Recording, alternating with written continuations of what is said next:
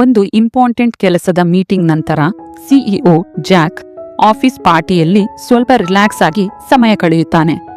ಆ ಸಮಯದಲ್ಲಿ ಹಳೆಯ ಉದ್ಯೋಗಿ ಹ್ಯಾನ್ಸ್ ಅಲ್ಲಿ ಬಂದು ಜಾಕ್ ಮೇಲೆ ಕೂಗಾಡ್ತಾನೆ. ಕಂಪನಿಯನ್ನು ಆರಂಭದಿಂದ ಕಟ್ಟಲು ಸಹಾಯ ಮಾಡಿದ ಹಿರಿಯ ಉದ್ಯೋಗಿಗಳನ್ನು ಕೆಲಸದಿಂದ ತೆಗೆದು ಹಾಕಿದ್ದರಿಂದ ಅವನು ತುಂಬಾ ಕೋಪಗೊಂಡಿದ್ದಾನೆ. ಕಡಿಮೆ ಸಂಬಳಕ್ಕೂ ನಾನು ಕೆಲಸ ಮಾಡ್ತೀನಿ ಎಂದು ಹೇಳುತ್ತಾನೆ.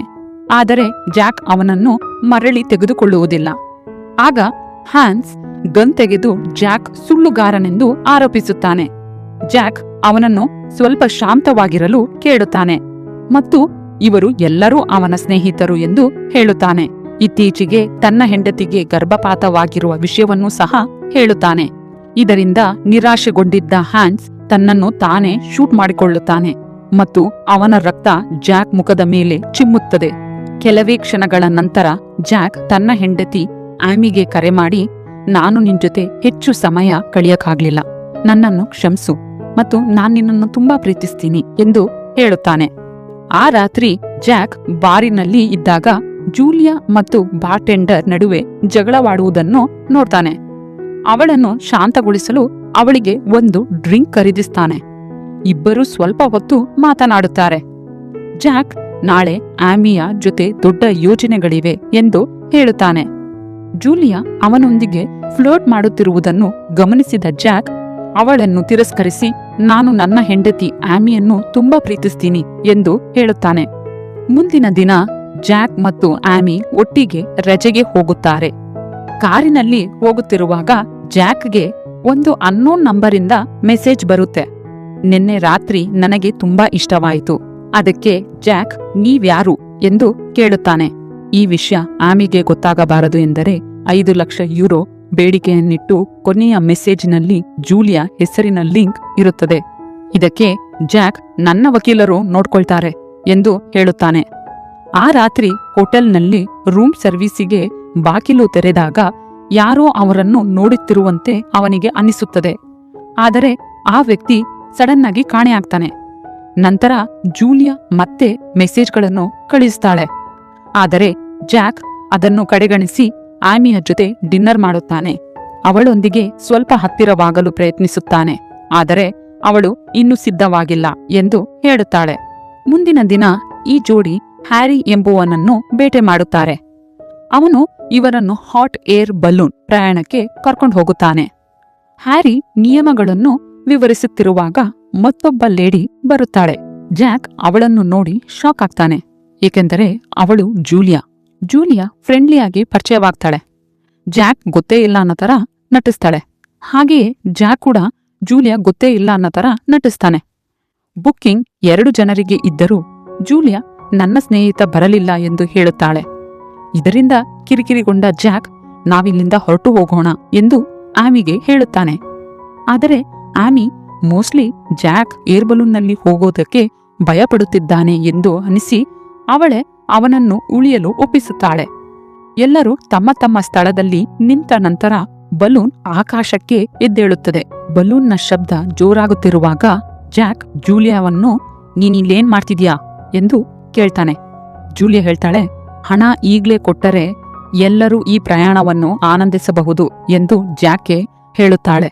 ಬಲೂನ್ ಎತ್ತರಕ್ಕೆ ಹಾರುತ್ತಾ ಹೋಗುತ್ತಿದ್ದಂತೆ ಸುತ್ತಲಿನ ದೃಶ್ಯಗಳು ಮತ್ತು ಆಕಾಶದಲ್ಲಿ ಇರುವ ಸ್ವಾತಂತ್ರ್ಯದ ಭಾವನೆ ಎಲ್ಲರನ್ನೂ ಆಶ್ಚರ್ಯಚಕಿತಗೊಳಿಸುತ್ತದೆ. ಹ್ಯಾರಿ ಏರ್ ಟ್ರಾಫಿಕ್ ಕಂಟ್ರೋಲ್ಗೆ ಕರೆ ಮಾಡಿ ಪ್ರಯಾಣದ ಮಾಹಿತಿ ನೀಡುತ್ತಾನೆ. ಅವರು ಪೂರ್ವ ಭಾಗದಲ್ಲಿ ಮೋಡಗಳ ಗುಂಪು ಇದೆ ಎಂದು ಎಚ್ಚರಿಸುತ್ತಾರೆ. ಆಮೇಲೆ ಜೂಲಿಯಾ ಜಾಕನ್ನು ನಾನು ನಿನಗೆ ನೆನಪಿದಿನಾ ಎಂದು ಕೇಳುತ್ತಾಳೆ. ಆಮಿಗೆ ಕುತೂಹಲವಾಗುತ್ತದೆ. ಆದರೆ ಜಾಕ್ ಅವಳು ಗೊಂದಲದಲ್ಲಿದ್ದಾಳೆ ಎಂದು ಹೇಳುತ್ತಾನೆ.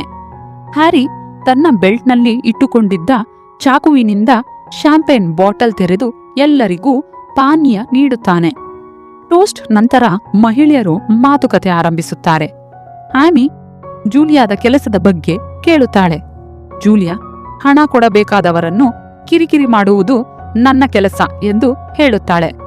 ಅದು ಖಾಸಗಿ ಬ್ಯಾಂಕ್ನ ಕ್ರೆಡಿಟ್ ಕಂಟ್ರೋಲ್ ಎಂದು ಹೇಳುತ್ತಾಳೆ.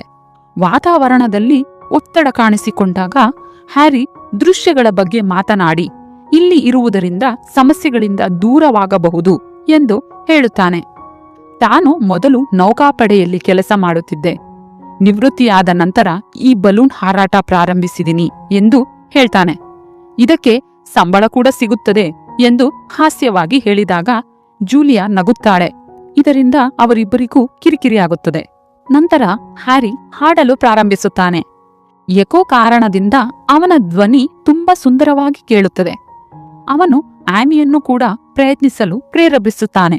ಅವಳು ಸ್ವಲ್ಪ ಕೂಗುತ್ತಾಳೆ. ಅದು ತುಂಬಾ ಹಗುರವಾದ ಅನುಭವವನ್ನು ಕೊಡುತ್ತದೆ. ಜೂಲಿಯಾ ಕೂಡ ಪ್ರಯತ್ನಿಸುತ್ತಾಳೆ, ಆದರೆ ಅವಳು ವಿಚಿತ್ರವಾದ ಶಬ್ದಗಳನ್ನು ಮಾಡುತ್ತಾಳೆ. ಇದರಿಂದ ಮತ್ತೆ ಕಿರಿಕಿರಿ ಉಂಟಾಗುತ್ತದೆ. ಸ್ವಲ್ಪ ಸಮಯದ ಮೌನದ ನಂತರ ಜೂಲಿಯಾ ಫೋಟೋ ತಗೊಳ್ಳೋಣ ಎಂದು ಹೇಳುತ್ತಾಳೆ.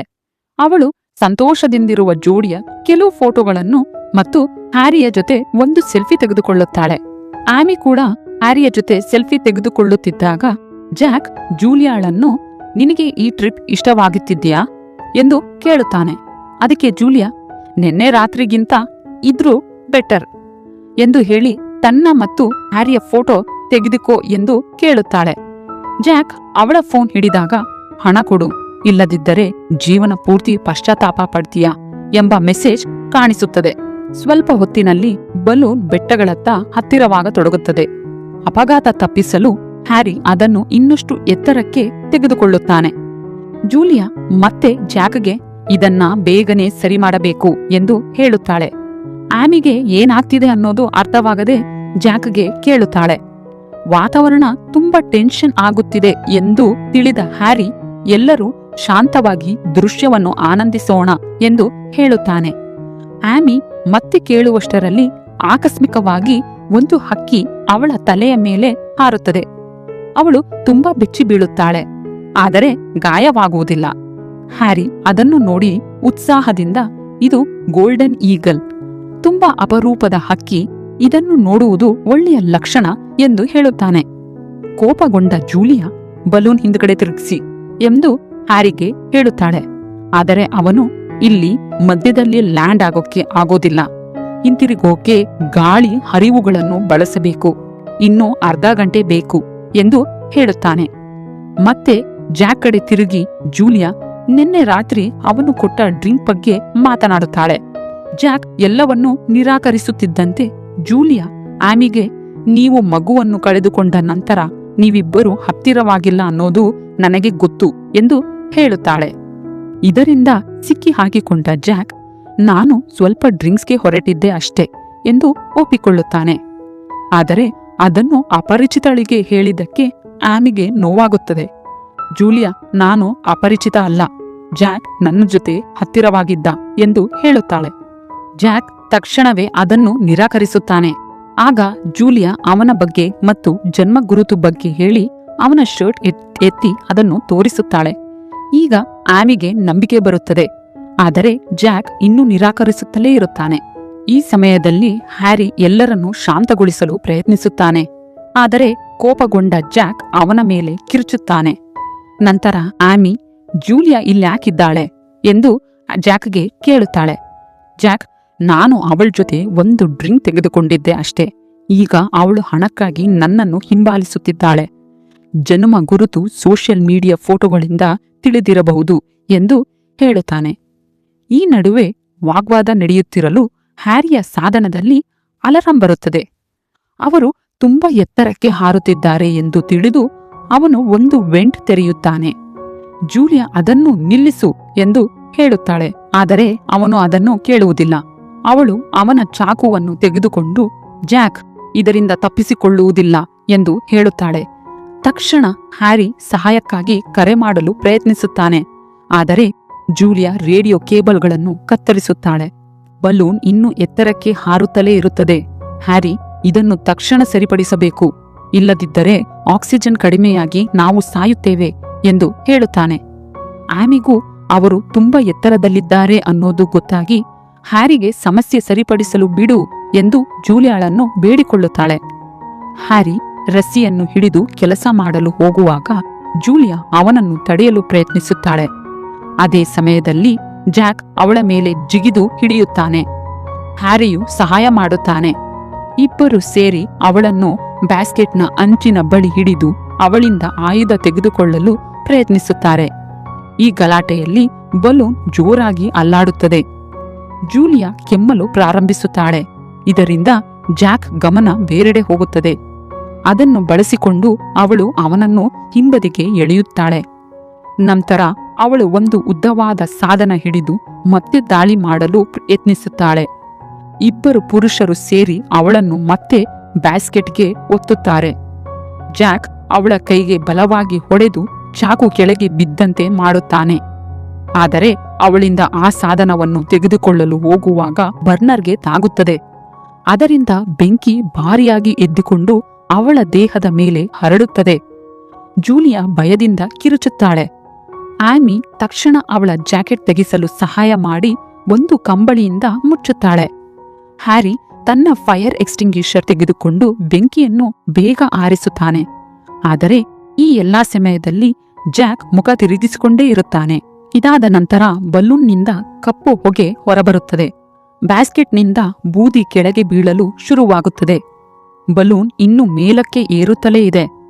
ಹ್ಯಾರಿ ವೆಂಟ್ ತೆರೆಯಬೇಕು, ಆದರೆ ಬೆಂಕಿಯಿಂದ ಅರ್ಧ ರಸ್ಸಿ ಸುಟ್ಟು ಹೋಗಿದೆ. ಬೇರೆ ಮಾರ್ಗವಿಲ್ಲದೆ ಅವನು ಬ್ಯಾಸ್ಕೆಟ್ ಅಂಚಿನ ಮೇಲೆ ಎಚ್ಚರಿಕೆಯಿಂದ ಏರಿ ಉಳಿದಿರುವ ರಸ್ಸಿಯನ್ನು ಹಿಡಿಯಲು ಪ್ರಯತ್ನಿಸುತ್ತಾನೆ. ಅದು ಇನ್ನೂ ದೂರವಾಗುವುದರಿಂದ ಅವನು ಪಾದಗಳ ತುದಿಯಲ್ಲಿ ನಿಂತು ಕೊನೆಗೆ ಅದನ್ನು ಹಿಡಿಯುತ್ತಾನೆ. ಅವನು ವೆಂಟ್ ತೆರೆಯಲು ಶುರು ಮಾಡಿದಾಗ ಜೂಲಿಯಾ ಅವನ ಪ್ಯಾಂಟ್ ಹಿಡಿದು ತಡೆಯಲು ಪ್ರಾರಂಭಿಸುತ್ತಾಳೆ. ಆದರೆ ಅದರ ಬದಲು ಅವನನ್ನು ತಳ್ಳಿಬಿಡುತ್ತಾಳೆ. ಹ್ಯಾರಿ ಕೆಳಗೆ ಬಿದ್ದು ಸಾಯುತ್ತಾನೆ. ಇದನ್ನು ನೋಡಿ ಜಾಕ್ ಕೋಪದಿಂದ ಜೂಲಿಯಾಳ ಮೇಲೆ ಕೂಗುತ್ತಾನೆ. ಜೂಲಿಯಾ ಇದು ಆಕ್ಸಿಡೆಂಟ್ ಎಂದು ಹೇಳುತ್ತಾಳೆ. ಅದೇ ಸಮಯದಲ್ಲಿ ಬಲೂನ್ ಸಾಧನದಲ್ಲಿ ಅಲಾರಾಂ ಬರುತ್ತದೆ. ಆಕ್ಸಿಜನ್ ಕಡಿಮೆಯಾಗುತ್ತಿದೆ ಎಂಬ ಎಚ್ಚರಿಕೆ. ತಲೆ ಸುತ್ತು ಬರುತ್ತಿರುವ ಆಮಿ ನೆಲದಲ್ಲಿರುವ ಚಾಕುವನ್ನು ಹಿಡಿಯಲು ಯತ್ನಿಸುತ್ತಾಳೆ. ಆದರೆ ಕುಳಿತುಕೊಳ್ಳುತ್ತಿದ್ದಂತೆ ಅವಳಿಗೆ ಇನ್ನಷ್ಟು ತಲೆ ಸುತ್ತು ಬರುತ್ತದೆ. ತಕ್ಷಣ ಬ್ಯಾಸ್ಕೆಟ್ ಅಂಚಿನಂತ ಓಡಿ ಸ್ವಲ್ಪ ಗಾಳಿ ತೆಗೆದುಕೊಂಡು ತನ್ನನ್ನು ಶಾಂತಗೊಳಿಸಿಕೊಳ್ಳುತ್ತಾಳೆ. ಕೆಳಗಿನ ಆಳವಾದ ಗಾಳಿಯ ಗುಂಡಿಯನ್ನು ನೋಡಿ ಅವಳು ಬೆಚ್ಚಿ ಬೀಳುತ್ತಾಳೆ. ಅವಳು ಹಿಂತಿರುಗಿ ನೋಡಿದಾಗ ಜೂಲಿಯಾ ಅಚೇತನವಾಗಿ ಬಿದ್ದಿರುವುದನ್ನು ಗಮನಿಸುತ್ತಾಳೆ. ಬಲೂನ್ ಕೆಳಕ್ಕೆ ಇಳಿಸಲು ಏನಾದರೂ ಮಾಡಬೇಕು ಎಂದು ಆಮಿ ಹ್ಯಾರಿಯ ಬ್ಯಾಗ್ ಹುಡುಕಿ ಒಂದು ಸ್ಟ್ರಾಪ್ ತೆಗೆದುಕೊಳ್ಳುತ್ತಾಳೆ. ನಂತರ ಅವಳು ಬ್ಯಾಸ್ಕೆಟ್ ಅಂಚಿನ ಮೇಲೆ ಎಚ್ಚರಿಕೆಯಿಂದ ಏರುತ್ತಾಳೆ. ಜಾಕ್ ಸಹಾಯ ಮಾಡಲು ಯತ್ನಿಸುತ್ತಾನೆ.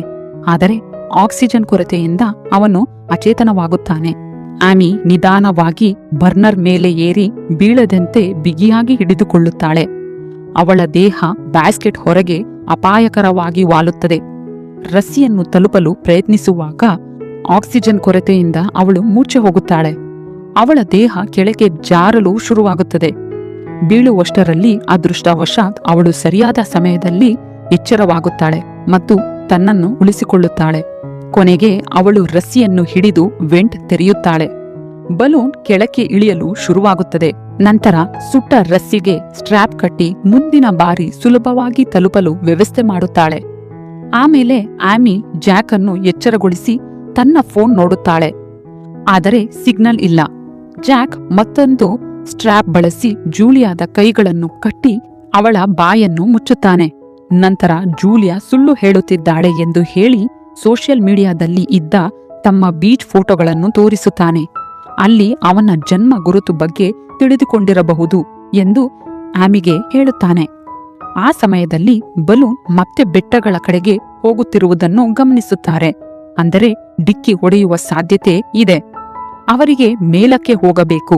ಆದರೆ ಬರ್ನರ್ ಕೆಲಸ ಮಾಡುತ್ತಿಲ್ಲ. ಆದ್ದರಿಂದ ತೂಕ ಕಡಿಮೆ ಮಾಡಬೇಕು. ಇಬ್ಬರು ಸೇರಿ ಗ್ಯಾಸ್ ಟ್ಯಾಂಕ್ಗಳನ್ನು ಕೆಳಗೆ ಎಸೆಯಲು ಶುರು ಮಾಡುತ್ತಾರೆ.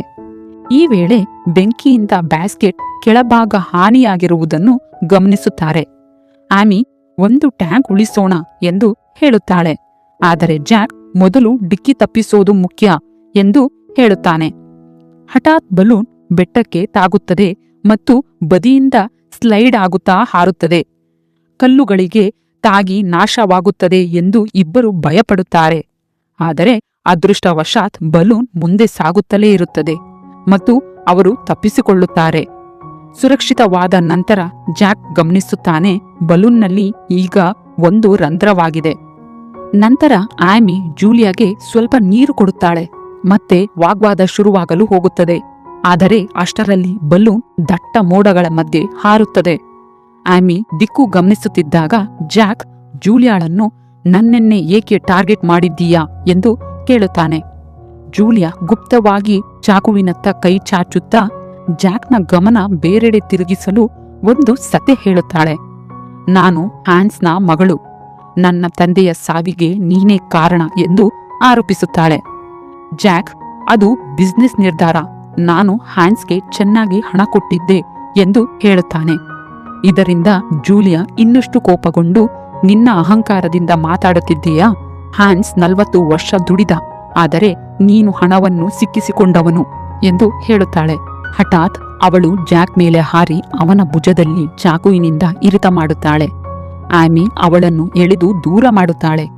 ಜೂಲಿಯಾಳನ್ನು ಶಾಂತಗೊಳಿಸಲು ಪ್ರಯತ್ನಿಸಿ, ನಾವು ಇದನ್ನು ಸರಿಪಡಿಸಬಹುದು, ಇದು ಆಕ್ಸಿಡೆಂಟ್ ಅಂತ ಹೇಳಬಹುದು ಎಂದು ಸಮಾಧಾನಪಡಿಸುತ್ತಾಳೆ. ಜಾಕ್ ವಿರೋಧಿಸಿದಾಗ ಆಮಿ ಅವನ ಮೇಲೆ ಕಿರ್ಚುತ್ತಾಳೆ. ಇದೀಗ ಬದುಕು ಉಳಿಸಿಕೊಳ್ಳಲು ಮುಖ್ಯ ಎಂದು ಹೇಳುತ್ತಾಳೆ. ಆದರೆ ಜೂಲಿಯಾ ಮತ್ತೆ ಅಸ್ಥಿರವಾಗಿ ವರ್ತಿಸುತ್ತಾಳೆ. ಆಮಿ ಮತ್ತೆ ಅವಳಿಗೆ ಧೈರ್ಯ ಹೇಳುತ್ತಾಳೆ. ಜೂಲಿಯಾ ಕೂಡ ಆಮಿಗೆ ಹೇಳುತ್ತಾಳೆ, ನಿನ್ನನ್ನು ಇದರಲ್ಲಿ ಒಳಗೊಳಿಸಿದ್ದಕ್ಕೆ ನನ್ನನ್ನು ಕ್ಷಮಿಸು ಎಂದು ಹೇಳುತ್ತಾಳೆ. ಈ ಸಮಯವನ್ನು ಬಳಸಿಕೊಂಡು ಜಾಕ್ ಗ್ಯಾಸ್ ಟ್ಯಾಂಕ್ನಿಂದ ಜೂಲಿಯಾಳಿಗೆ ಹೊಡೆದು ಬಿಡುತ್ತಾನೆ. ಜೂಲಿಯಾ ತಕ್ಷಣವೇ ಸಾಯುತ್ತಾಳೆ. ಇದನ್ನು ನೋಡಿ ಆಮಿ ಬೆಚ್ಚಿಬಿದ್ದು ಕಿರ್ಚುತ್ತಾಳೆ. ತನ್ನ ಗಂಡ ಇಂಥ ಕೆಲಸ ಮಾಡುತ್ತಾನೆ ಎಂದು ನಂಬಲ ಆಗುವುದಿಲ್ಲ. ಜಾಕ್, ನಿನ್ನನ್ನು ರಕ್ಷಿಸಲು ನಾನು ಮಾಡಿದೆ ಎಂದು ಹೇಳುತ್ತಾನೆ. ನಂತರ ಅವನು ಕುಸಿದು ಬೀಳುತ್ತಾನೆ. ಗಾಯದಿಂದ ರಕ್ತ ಹೆಚ್ಚು ಹರಿಯುತ್ತಿದ್ದಂತೆ ಆಮಿ ಫಸ್ಟ್ ಏಡ್ ಕಿಟ್ ತೆಗೆದುಕೊಂಡು ಅವನಿಗೆ ಬ್ಯಾಂಡೇಜ್ ಹಾಕಲು ಪ್ರಯತ್ನಿಸುತ್ತಾಳೆ. ಕೆಲವೇ ನಿಮಿಷಗಳಲ್ಲಿ ಬಲೂನ್ನ ರಂಧ್ರ ದೊಡ್ಡದಾಗುತ್ತಿದೆ ಮತ್ತು ಅವರು ಮತ್ತೆ ಬೆಟ್ಟಗಳತ್ತ ವೇಗವಾಗಿ ಕೆಳಗೆ ಇಳಿಯುತ್ತಿದ್ದಾರೆ ಎಂದು ಆಮಿ ಗಮನಿಸುತ್ತಾಳೆ. ಅವಳು ಕೊನೆಯ ಗ್ಯಾಸ್ ಟ್ಯಾಂಕ್ ಅನ್ನು ಬರ್ನರ್ಗೆ ಜೋಡಿಸಿ ಬಟನ್ ಒತ್ತುತ್ತಾಳೆ. ಆದರೆ ಏನೂ ಆಗುವುದಿಲ್ಲ. ಜಾಕ್, ಇನ್ನೇನಾದರೂ ಐಡಿಯಾ ಹೇಳು ಎಂದು ಕೇಳುತ್ತಾನೆ. ಆಮಿ, ನೀನು ಸಹಾಯನೂ ಮಾಡ್ತಿಲ್ಲ ಎಂದು ಕೋಪದಿಂದ ಹೇಳುತ್ತಾಳೆ. ಜಾಕ್, ಜೂಲಿಯಾದ ಶವವನ್ನು ಹೊರಗೆ ಹಾಕೋಣ ಎಂದು ಹೇಳುತ್ತಾನೆ. ಈ ನಡುವೆ ಆಮಿ ಹ್ಯಾರಿಯ ಬ್ಯಾಗ್ನಲ್ಲಿ ಲೈಟರ್ ಕಂಡುಕೊಳ್ಳುತ್ತಾಳೆ. ಅವಳು ಜೂಲಿಯಾದ ದೇಹವನ್ನು ಜಾಕೆಟ್ನಿಂದ ಮುಚ್ಚಿ ಜಾಕ್ ಜೊತೆ ಸೇರಿ ಮತ್ತೆ ಬರ್ನರ್ ಹಚ್ಚಲು ಪ್ರಯತ್ನಿಸುತ್ತಾಳೆ. ಕೊನೆಗೆ ಅದು ಕೆಲಸ ಮಾಡುತ್ತದೆ. ಬಲೂನ್ ಮತ್ತೆ ಮೇಲಕ್ಕೆ ಹಾರುತ್ತದೆ ಮತ್ತು ಅವರು ಬೆಟ್ಟಗಳ ಮೇಲಿಂದ ಸುರಕ್ಷಿತವಾಗಿ ಹಾರುತ್ತಾರೆ. ಕೆಲವು ನಿಮಿಷಗಳ ನಂತರ ಜೋಡಿಗೆ ಅವರು ತುಂಬಾ ಹೆಚ್ಚು ಎತ್ತರಕ್ಕೆ ಹೋಗಿದ್ದೇವೆ ಅನ್ನೋದು ಗೊತ್ತಾಗುತ್ತದೆ. ಆದ್ದರಿಂದ ಅವರು ತೂಕ ಕಡಿಮೆ ಮಾಡಲು ವಸ್ತುಗಳನ್ನು ಕೆಳಗೆ ಎಸೆಯಲು ಶುರು ಮಾಡುತ್ತಾರೆ. ಅದೇ ಸಮಯದಲ್ಲಿ ಆಮಿ ಗಾಳಿಯ ಹರಿವು ಆ ವಸ್ತುಗಳನ್ನು ಒಂದೇ ದಿಕ್ಕಿಗೆ ತಳ್ಳುತ್ತಿರುವುದನ್ನು ಗಮನಿಸುತ್ತಾಳೆ. ಹ್ಯಾರಿ ಹೇಳಿದ ಮಾತು ನೆನಪಾಗುತ್ತದೆ. ಈ ಗಾಳಿಯ ಹರಿವು ನಮ್ಮನ್ನು ಮನೆ ಕಡೆಗೆ ಕರೆದೊಯ್ಯುತ್ತದೆ. ತಕ್ಷಣ ಅವಳು ಬೆಂಡ್ ತೆರೆಯುತ್ತಾಳೆ. ಬಲೂನ್ ನಿಧಾನವಾಗಿ ಕೆಳಗೆ ಇಳಿಯುತ್ತದೆ. ಆದರೆ ಅದು ಬೆಟ್ಟಗಳ ಅಂಚಿಗೆ ತುಂಬಾ ಹತ್ತಿರವಾಗುತ್ತದೆ. ಅದೃಷ್ಟವಶಾತ್ ಗಾಳಿ ದಿಕ್ಕು ಬದಲಿಸಿ ಅವರನ್ನು ಸುರಕ್ಷಿತವಾಗಿ ತಿರುಗಿಸಿ ಡಿಕ್ಕಿ ತಪ್ಪಿಸುತ್ತದೆ. ಜೂಲಿಯಾದ ಶವ ಜಾರುತ್ತದೆ. ಆಮಿ ಅದನ್ನು ಸರಿಯಾಗಿ ಮಲಗಿಸಿ ಕಂಬಳಿಯಿಂದ ಮುಚ್ಚುತ್ತಾಳೆ. ಜಾಕ್, ಇದು ನನ್ನ ತಪ್ಪಲ್ಲ, ಸುರಕ್ಷಣೆಗಾಗಿ ಮಾಡಿದೆ ಎಂದು ಹೇಳುತ್ತಾನೆ. ಆದರೆ ಆಮಿ ಹೇಳುತ್ತಾಳೆ, ನೀನು ಅವಳಿಗೆ ಡ್ರಿಂಕ್ ಕೊಡಲಿಲ್ಲ ಅಂದ್ರೆ ಇವೆಲ್ಲ ಆಗ್ತಿರ್ಲಿಲ್ಲ ಎಂದು ಹೇಳುತ್ತಾಳೆ. ಇದರಿಂದ ಮತ್ತೆ ಜಗಳ ಶುರುವಾಗುತ್ತದೆ. ಜಾಕ್, ಕೊನೆಯ ಕೆಲವು ತಿಂಗಳುಗಳಲ್ಲಿ ನೀನೇ ಹೊರಗೆ ಹೋಗೋಣ ಅಂತ ಹೇಳಿದಾಗಲೂ ನಿರಾಕರಿಸುತ್ತಿದ್ದೆ ಎಂದು ಹೇಳುತ್ತಾನೆ. ಕೋಪಗೊಂಡ ಆಮಿ ಮುಂದೆ ಹೆಜ್ಜೆ ಇಡುತ್ತಾಳೆ. ಆದರೆ ಅವಳ ತೂಕದಿಂದ ಬ್ಯಾಸ್ಕೆಟ್ನ ಸುಟ್ಟ ಭಾಗ ಸಂಪೂರ್ಣವಾಗಿ ಒಡೆದು ಹೋಗುತ್ತದೆ. ಅವಳು ಆ ರಂಧ್ರದ ಮೂಲಕ ಕೆಳಗೆ ಬೀಳುತ್ತಾಳೆ. ಕೊನೆಯ ಕ್ಷಣದಲ್ಲಿ ಅಂಚು ಹಿಡಿದುಕೊಂಡು ತನ್ನನ್ನು ಉಳಿಸಿಕೊಳ್ಳುತ್ತಾಳೆ. ಜಾಕ್ ಕೆಲವು ಕ್ಷಣ ಪ್ರತಿಕ್ರಿಯೆ ನೀಡುವುದೇ ಇಲ್ಲ. ಆಮಿ ಸಹಾಯಕ್ಕಾಗಿ ಬೇಡಿಕೊಳ್ಳುತ್ತಾಳೆ. ಅವನು ಅವಳನ್ನು ಮೇಲಕ್ಕೆ ಎಳೆಯಲು ಪ್ರಯತ್ನಿಸುತ್ತಾನೆ. ಆದರೆ ಭುಜದ ಗಾಯದಿಂದ ಅವನು ದುರ್ಬಲನಾಗಿದ್ದಾನೆ. ಆಮಿ ಜಾರುತ್ತಾ ಒಡೆಯಲು ಬರುತ್ತಿರುವ ಮರದ ಪ್ಲಾಂಕ್ ಹಿಡಿದುಕೊಳ್ಳುತ್ತಾಳೆ. ಆಗ ಜಾಕ್ ಒಂದು ಸ್ಟ್ರಾಪ್ ಎಸೆಯುತ್ತಾನೆ. ಮರ ಒಡೆದು ಬೀಳುವಷ್ಟರಲ್ಲಿ ಆಮಿ ಅದನ್ನು ಹಿಡಿದುಕೊಳ್ಳುತ್ತಾಳೆ. ಸ್ಟ್ರಾಪ್ ಜಾಕ್ ಕೈಯಿಂದ ಜಾರಿ ಬೀಳುತ್ತದೆ. ಅವನು ಮತ್ತೆ ಹಿಡಿದುಕೊಳ್ಳುತ್ತಾನೆ. ಬಲೂನ್ ಮತ್ತೆ ಬೆಟ್ಟಗಳತ್ತ ಹತ್ತಿರವಾಗುತ್ತಿರುವಾಗ ಜಾಕ್ ಸ್ಟ್ರ್ಯಾಪ್ ಅನ್ನು ತನ್ನ ದೇಹಕ್ಕೆ ಸುತ್ತಿಕೊಂಡು ಸಂಪೂರ್ಣ ಶಕ್ತಿಯಿಂದ ಎಳೆಯುತ್ತಾನೆ. ಕೊನೆಗೆ ಆಮಿಯನ್ನು ಬ್ಯಾಸ್ಕೆಟ್ ಒಳಗೆ ಎಳೆಯಲು ಅವನಿಗೆ ಸಾಧ್ಯವಾಗುತ್ತದೆ.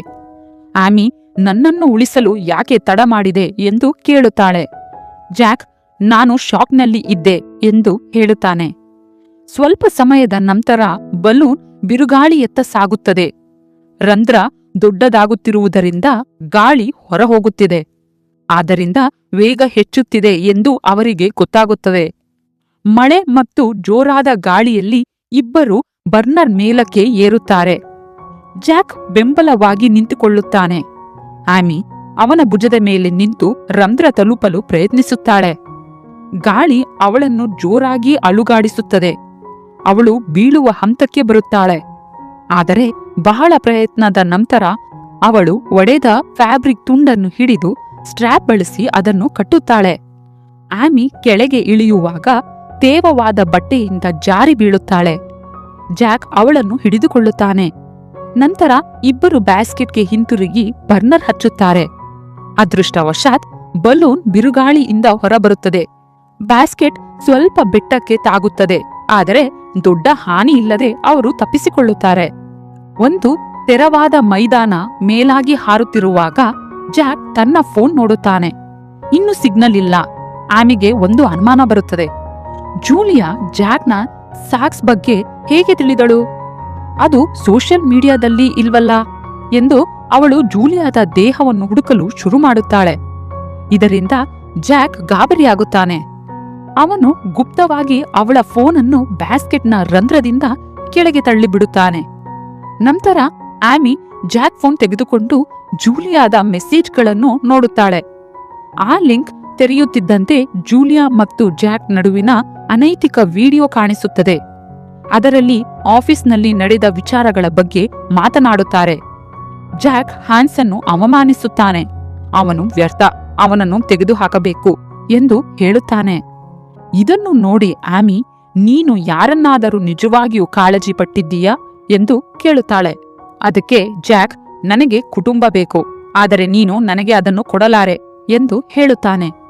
ಅವನು ಆಮಿಯನ್ನು ಆರೋಪಿಸುತ್ತಾನೆ. ನೀನು ತಿಂಗಳುಗಳ ಕಾಲ ದುಃಖದಲ್ಲಿ ಮುಳುಗಿದ್ದೆ, ನನ್ನ ಜೊತೆ ಹತ್ತಿರವಾಗಲಿಲ್ಲ ಎಂದು, ಜೊತೆಗೆ ನಾನು ನಿನಗೆ ಶ್ರೀಮಂತ ಜೀವನ ಕೊಟ್ಟಿದ್ದೇನೆ ಎಂದು ಹೇಳುತ್ತಾನೆ. ಆಮಿ ನನಗೆ ಹಣ ಅಥವಾ ವಸ್ತುಗಳ ಬಗ್ಗೆ ಕಾಳಜಿ ಇಲ್ಲ, ನಿನ್ನ ಅಹಂಕಾರ ಸ್ನೇಹಿತರ ಬಗ್ಗೆ ಕೂಡ ಬೇಡ ಎಂದು ಹೇಳುತ್ತಾಳೆ.